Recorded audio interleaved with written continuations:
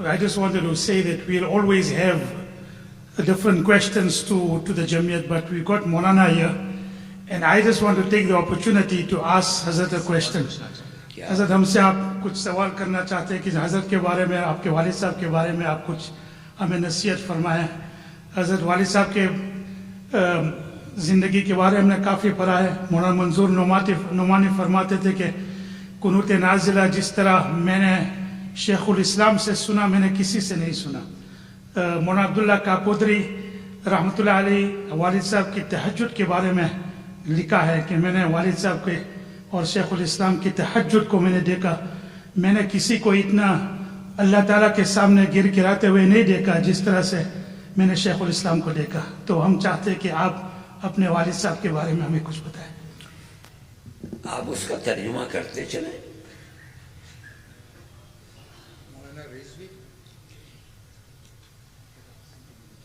इल्म और अमल आदमी में बुजुर्गों की तरबियत से पैदा होता है, माहौल से पैदा होता है. जितने बुजुर्ग आप समझेंगे, जिनके नाम आप जानते हैं, जिन्होंने हिंदुस्तान में काम किया है, उन्होंने किसी न किसी बुजुर्ग की तरबियत में रह कर काम किया है. रह कर के अल्लाह ने उनकी जिंदगी को बना दिया. हजरत मदनी रहमतुल्लाह अलैह,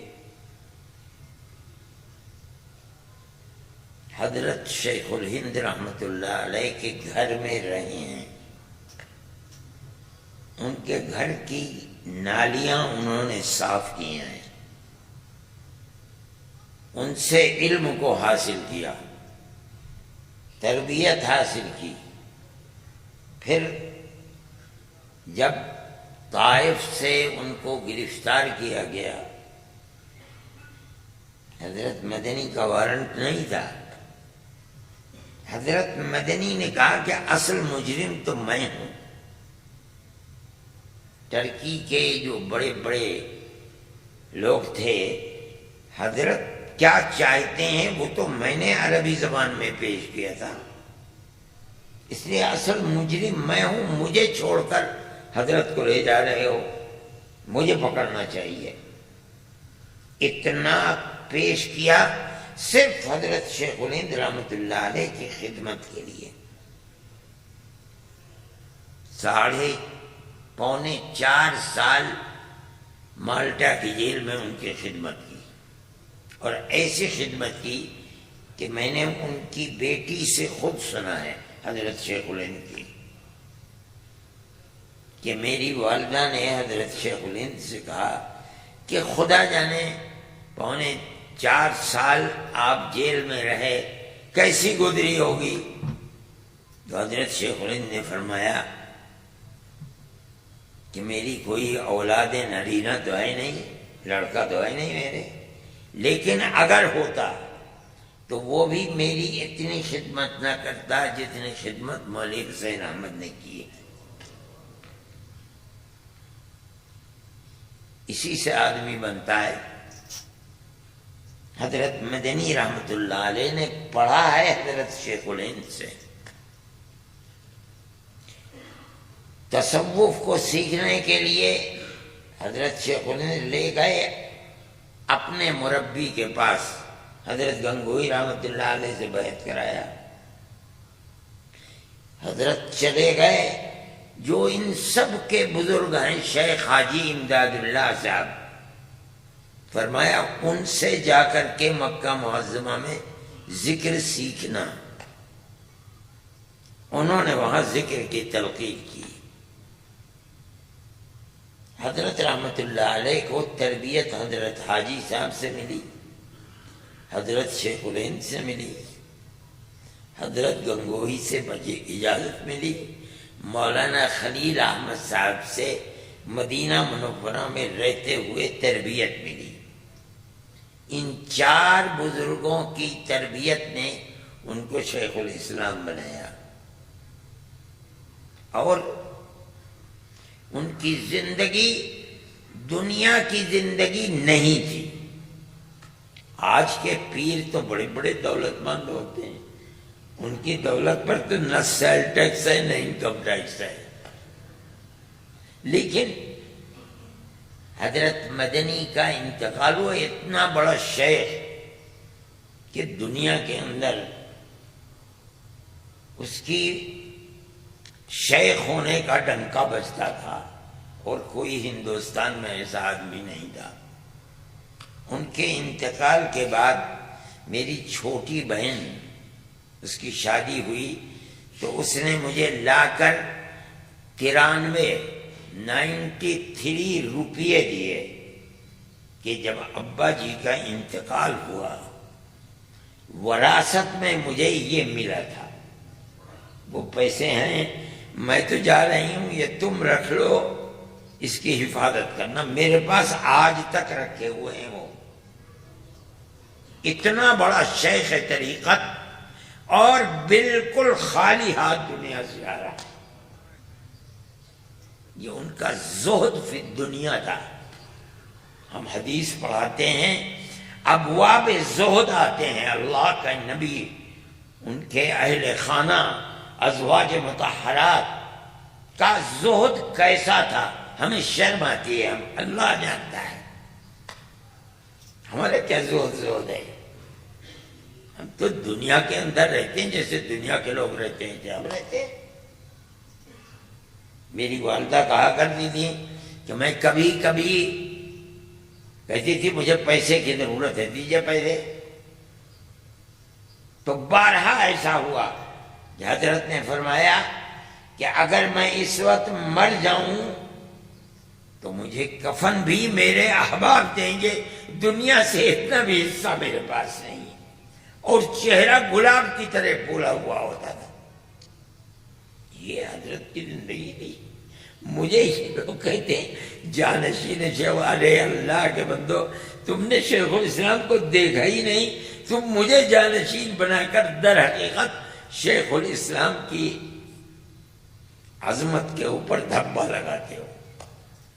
آدمی، ہم نے حضرت کے بعد کسی کو نہیں دیکھا. اللہ جانتا ہے، خدا گواہ ہے.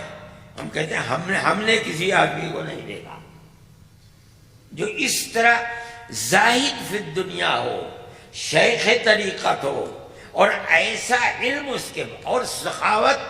اللہ، حضرت کا دسترخوان، مگر میں نے کبھی حضرت کے دسترخوان پر اپنی زندگی میں مرغ نہیں دیکھا. ایک سالن اور دال، خود بھی وہی کھاتے تھے، گھر کے لوگ بھی وہی، اور بڑے سے بڑا آدمی آ جائے، چھوٹے سے چھوٹا، وہی بنتا تھا. اس کے سوا کچھ تھا ہی نہیں. ہر مہینے مقروض رہتے تھے. یہ حضرت کی زندگی تھی. لیکن دین کے کام کے لیے یہ طے ہو گیا کہ تقسیم ملک ہو گیا. مسلمان بھاگ گیا ہندوستان سے. دلی خالی ہو گیا، پنجاب خالی ہو گیا، یو پی کے اندر سے مسلمان بے شمار چلا گیا. اب جو مسلمان ہے اس کے دین کی حفاظت کیسے ہوگی؟ حضرت رحمت اللہ علیہ نے اپنے سر کے اوپر لیا. سن 47 میں ملک آزاد ہوا. سن 57 میں 57 میں حضرت دنیا سے چلے گئے. لیکن جہاں گئے مدرسہ قائم کیا، جہاں پہنچے مدرسہ قائم کیا. ہزاروں مدرسے اس 10 سال کے اندر حضرت نے قائم کر دیے. یہ ان لوگوں کی زندگی تھی. میں اسی کو دیکھ کر آپ سے یہ بات کہتا ہوں کہ اگر وہ تو چلے گئے دنیا سے، اور اب ہم لوگ ہیں، ہمارے اندر کوئی طاقت بھی نہیں. ملک کے حالات ایسے ہیں، اب ہمارے اندر یہ طاقت بھی نہیں کہ ہم بار بار جنوبی افریقہ آئیں گے. لیکن میں یہ بات کہتا ہوں کہ اپنے اکابر کے سامنے کل قیامت کے دن اگر سرخروئی حاصل کرنا چاہتے ہو تو اس ملک کے اندر مدرسوں کے نظام کو اس طرح قائم کرو. جو مدرسے یہاں چل رہے ہیں وہ تو چل ہی رہے ہیں. آپ ہی کے بچے ہیں، آپ ہی کے مدرسے ہیں، آپ پڑھا رہے ہیں، وہ مدرسے قائم کرو جن میں 50، 500، 1,000 وہ بچے ہوں جن کے اسلام سے آپ کو، آپ کی آنے والی نسلوں کو قوت ملے گی۔ میری اس بات کو ہو سکتا ہے سمجھ میں نہ آئے، لیکن جن کی سمجھ میں آتی ہے ان علماء کو آگے بڑھنا چاہیے، اور جو کام کر رہے ہیں ان کے ہاتھ کو مضبوط کرنا چاہیے، ان کی تعداد کو بڑھائیے۔ میں ابھی نہیں کہتا ہوں، اگر اللہ تعالیٰ آپ کو قوت عطا فرما دے تو کل کو ضروری ہوگا کہ آپ لڑکیوں کے الگ مدرسے، لڑکوں کے لیے الگ مدرسے بنائیں، یہ ضروری ہوگا، ورنہ مستقبل آپ کا خطرے میں پڑ جائے گا۔ آپ کے پاس آنے جس کے سر پر باپ کا سایہ نہیں ہے، وہ یتیم بچہ تو آپ کا بہترین مال ہے، آپ اس کو کھلائیے پلائیے، اس طرح رکھیے کہ جو اس ٹین کے ٹوٹے پھوٹے مکان سے 1000 گنا بہتر ہوگا، اور آپ اس کی تربیت کیجیے۔ یہ اسلام کی بڑی عظیم خدمت ہوگی، اللہ اس کا بدلہ آپ کو، آپ کے نسلوں کو زمین میں اور اس دنیا کے اندر بھی دے گا، اور کل قیامت کے دن بھی آپ کو اس کا بدلہ ملے گا۔ آپ کو اس کی کوشش کرنی چاہیے۔ ہمارے بزرگوں کے طریقہ کار یہی تھا جو ہم نے ان کو دیکھا ہے اور ان سے سنا ہے۔ میں اور کیا کہوں گا، بس بہت لمبی بات ہے، حضرت کی زندگی کو کہاں تک سمیٹا جائے گا۔ اللہ اپنے فضل و کرم سے نوازے اور اللہ ان کے مرتبے کو بھی بلند فرمائے۔ میں ایک بات کہتا ہوں، حضرت رحمت اللہ علیہ کے تو گھر والے، ان کے والد جو تھے ان کو مالٹا پکڑ کر کھلے گئے، ان کے والد اور بڑے بھائی کو وہاں کی ٹرکی حکومت نے پکڑ کر ٹرکی بھیج دیا۔ میرے جو دادا ہیں ان کا انتقال مدینہ منورہ میں نہیں ہوا، حالانکہ وہ ایک حج کرنے کے بعد کبھی حج کے لیے نہیں گئے، مدینہ منورہ میں رہے، اس خطرے سے کہیں میری موت مدینہ منورہ سے باہر نہ آ جائے، لیکن پکڑ کے لے گئے۔ اور وہاں ایک شہر ہے ادرنا، میں گیا ہوں وہاں ان کی قبر کی تلاش میں، مگر مجھے ملی نہیں قبر، ان کی موت وہیں ہوئی۔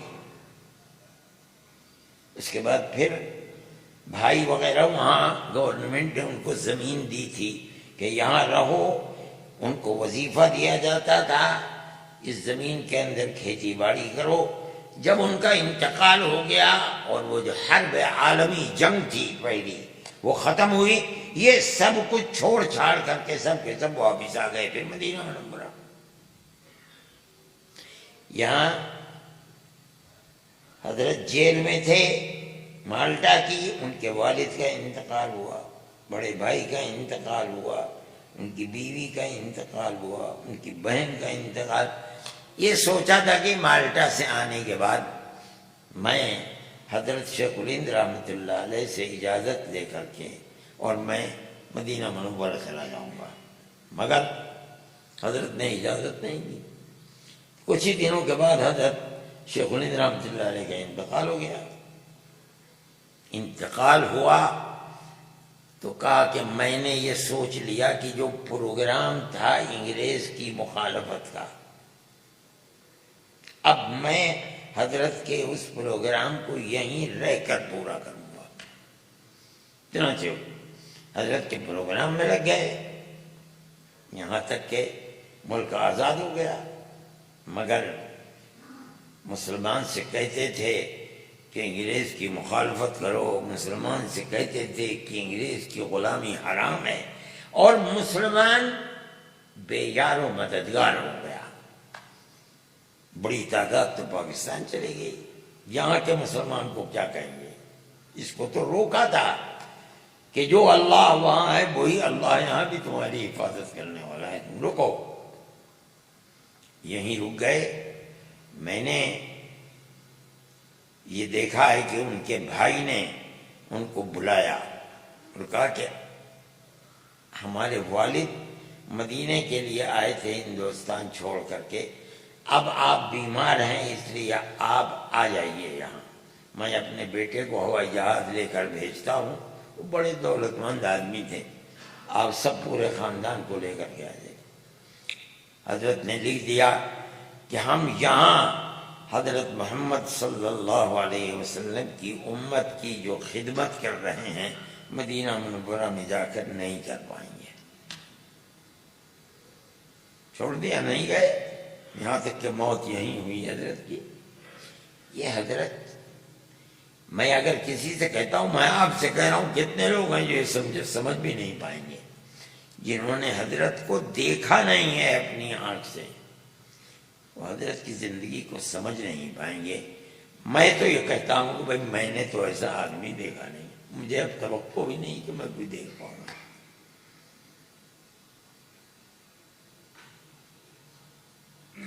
اللہ تعالی ہم سب کے دلوں میں جو ہمیں بزرگوں کی محبت ہے، اللہ کے نبی نے فرمایا ہے کہ المرء مع من احب، مومن کو جس سے محبت ہوگی کل میدان محشر میں وہ اپنے محبوب کے ساتھ رہے گا۔ ہمیں ان اکابر سے محبت ہے جن کو ہم نے اپنی خوش قسمتی سے اپنی آنکھوں سے دیکھا ہے۔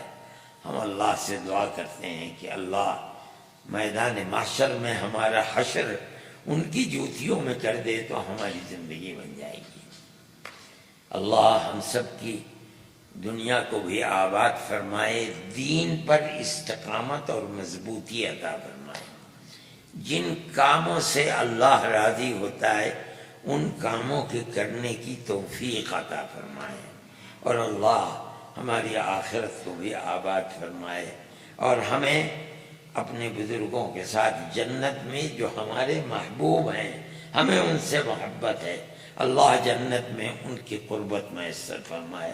وآخر دعوانا ان الحمد للہ رب العالمین۔ میں نے تو دعا کرا دی سمجھے، نہیں مولانا دعا کرائیے، آپ صدر ہیں، دعا کریں۔